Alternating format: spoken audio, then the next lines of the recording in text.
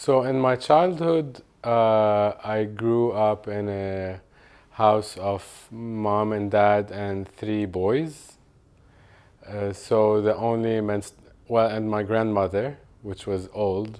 Uh, so my only example of a menstruating woman was my mother, who is a fairly traditional, conservative person, but is also a science teacher. So she told me about menstruation and what menstruation is, but in her own practice, she wouldn't, uh, elaborate when she's menstruating. So for me, I just the odd times that I would see her, pads in the bathroom, and that's just about it. She was a working woman. I don't remember her taking any days off from work or from home. She might have mentioned here and there if she's menstruating, but it wasn't a point. It wasn't something of any significance to any of the family members. So in school was the place where girls that are going through cramps or not showing up to school or having difficulty or being emotional. So I would see that and I started to relate or connect that, okay, they might be menstruating. Yes, there were many jokes and I would say not bullying, but you know how like kids are in their exploration period. I have not met a woman that is actively practicing conscious menstruation except for Aliyah. Menstruation, because of the fact that I was not living with a woman for extended periods of time, it was not a matter that would affect the way I would live my life. And it was literally just an inconvenience in the times whereby there is a need for intimacy and there's menstruation, guilt and shame and maybe hope and lost and yeah. So it's a group of multiple emotions, I would say, and it's a very like sensitive period in general. When you told me about the fact that you practice conscious menstruation, and actually when I met you, you were running a program called Women of Wisdom, I think at the time, and I was like hooked right away because conscious menstruation meant made sense to me because of the fact that it's natural and it's a cycle that is in every woman, and because I'm genuinely fascinated and awed by women in general.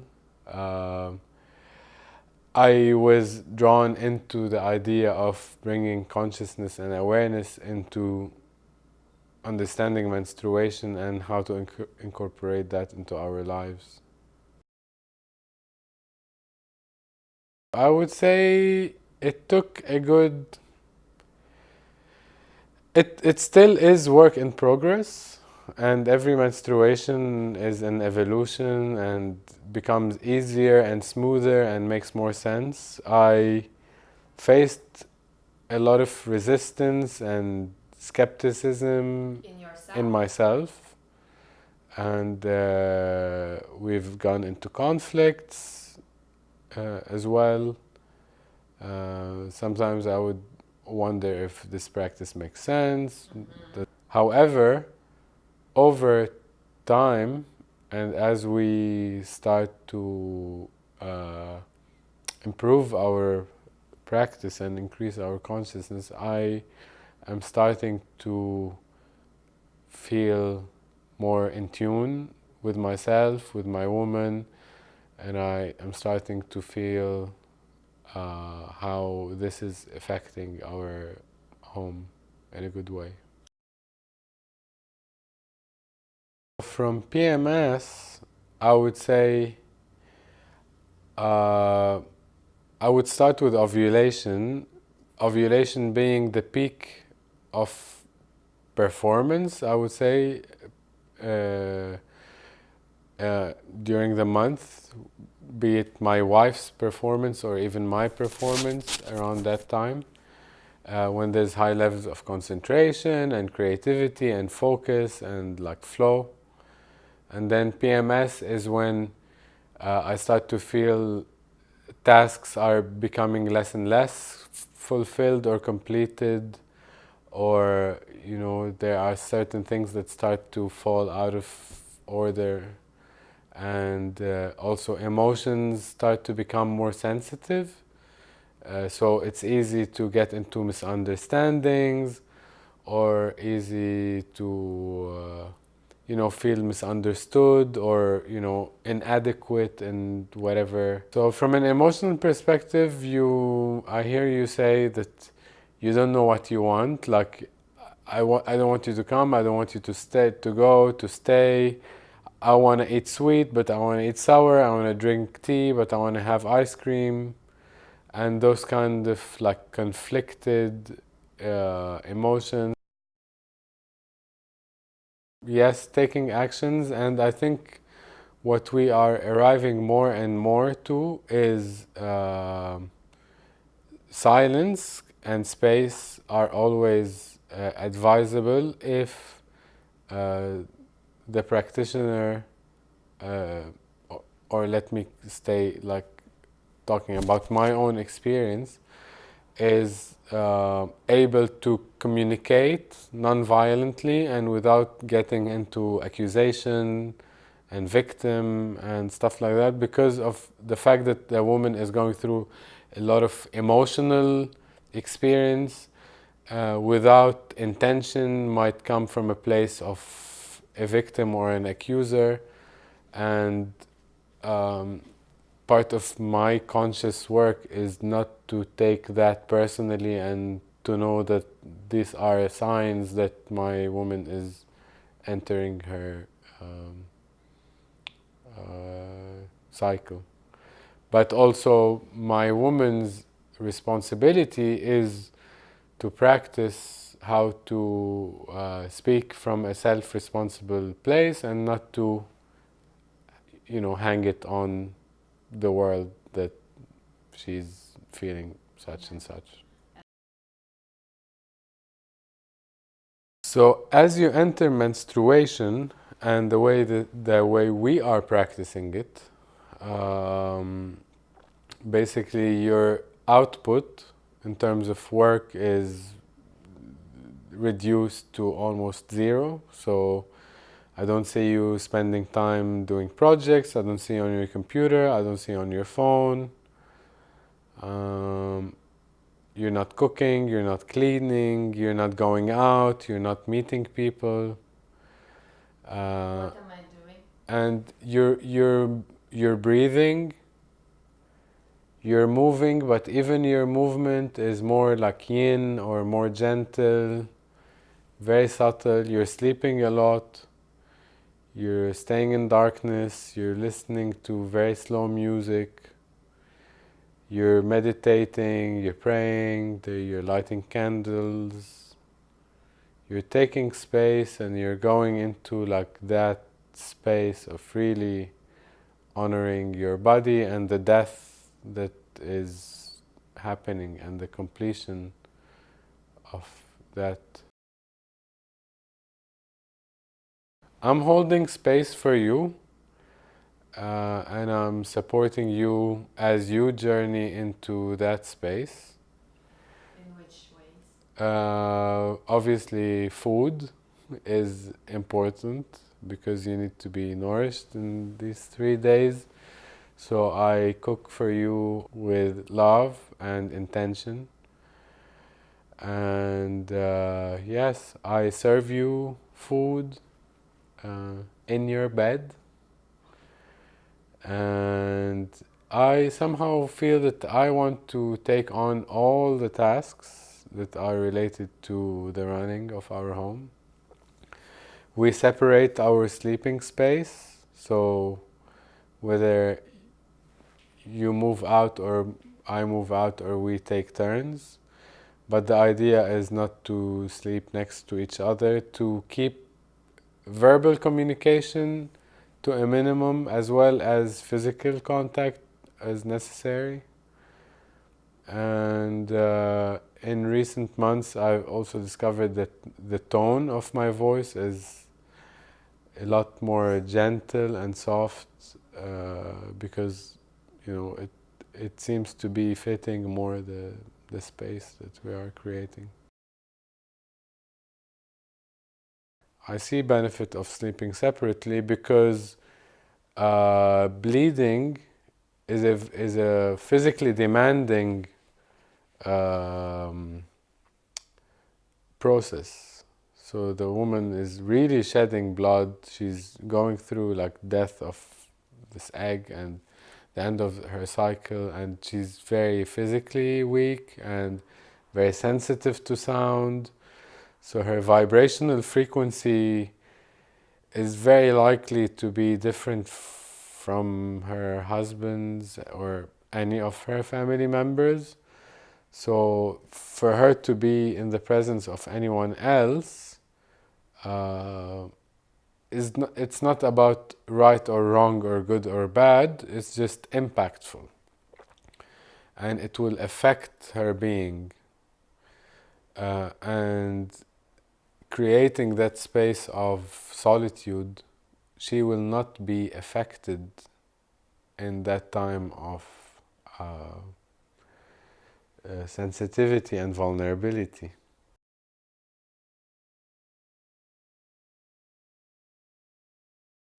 Yes, of course. I believe that especially for people in long-term uh, monogamous relationships, things tend to become a bit boring or dull or unattractive or not so creative uh, after some time. And this practice is one of the hacks that can really create a sense of renewing on monthly basis and a sense of longing and missing and as opposed to sharing the same space and the same experience throughout the whole year.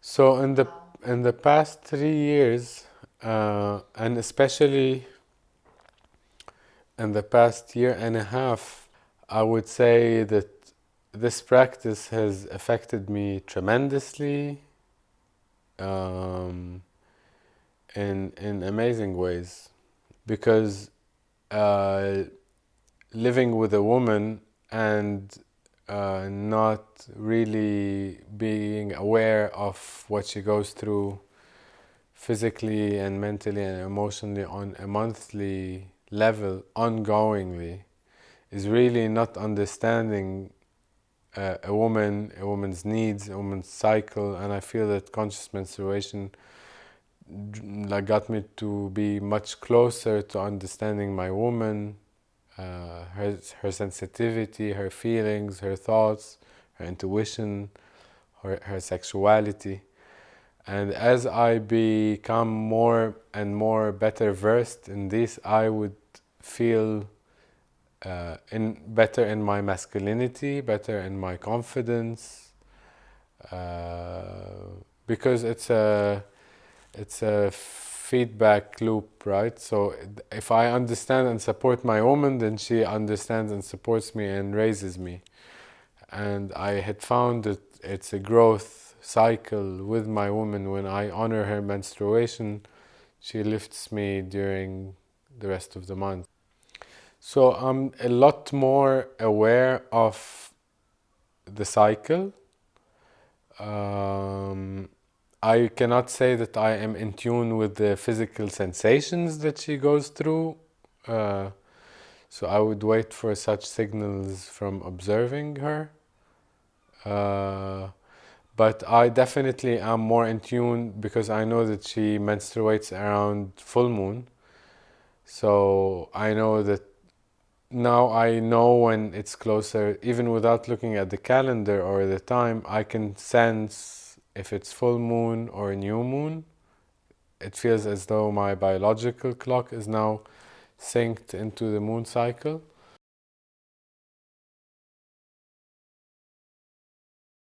I think men, I I can speak for myself as a man, but I can put a word to men out there about my personal experience and my own masculinity.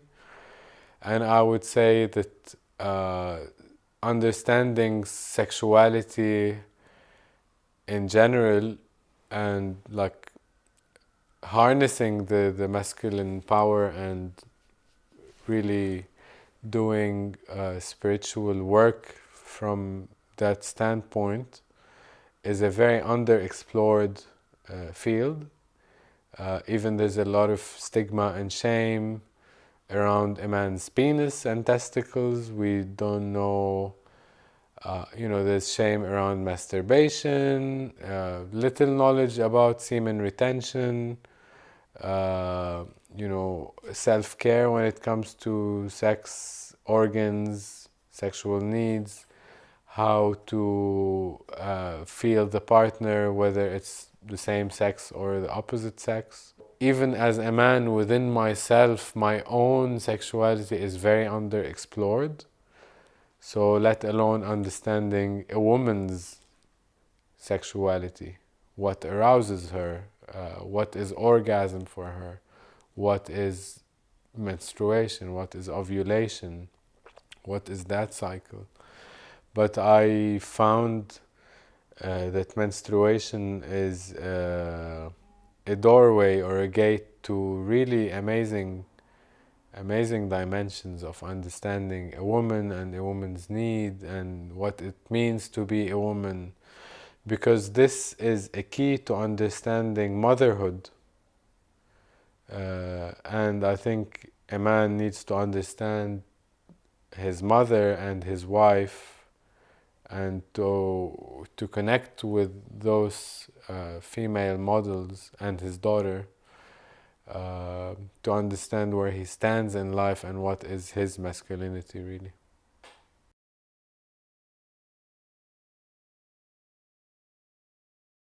In my field of work and study, I get the chance to meet women and ask them direct, honest questions that are appropriate for the setting. And I was a bit like surprised to learn that the idea of or the practice of conscious menstruation is not very known of, and the perception of women towards the women that I connected with towards their own menstruation uh, are uh, almost masculine in their uh, perception, like they wouldn't give it any importance, or it's just another thing, it's not a big deal, uh, it's fine, you just need to put whatever padding and move on, and just it's business as usual. And if the pain gets too strong, then maybe you take a painkiller or maybe you take half a day off. But in terms of mindfulness and consciousness, they are continuing to focus on delivering the work or the study or the job or whatever they were doing throughout the month. There seems to be a continuity throughout menstruation, which is not what conscious menstruation is about. So when I would ask them this question and explain to them the practice that we are doing, I did not see any resistance. Actually, I saw immediately interest and support because it makes sense. I think there would even be a kind of like a positive surprise that somebody is aware of this or addressing it in such a way. as if it's bring to their awareness that, oh, that could be a thing. But the idea of bringing awareness uh, is very, very important, and awareness is available. It's only education that can be sought after and acquired. Yes, so I think awareness can start to create shifts, subtle shifts behaviorally, in the sense that once a woman is aware that she needs to preserve her energy in that period of time, would start to make choices of staying away from certain social circles, or reducing the workload, or taking more silence, or requesting a certain support from friends and family or a partner. So yeah, there can be many degrees of execution, which I'm not an expert in. I would definitely recommend that you speak to Aliyah for this. Okay. Thank you. Thank you. Thank you for watching this video.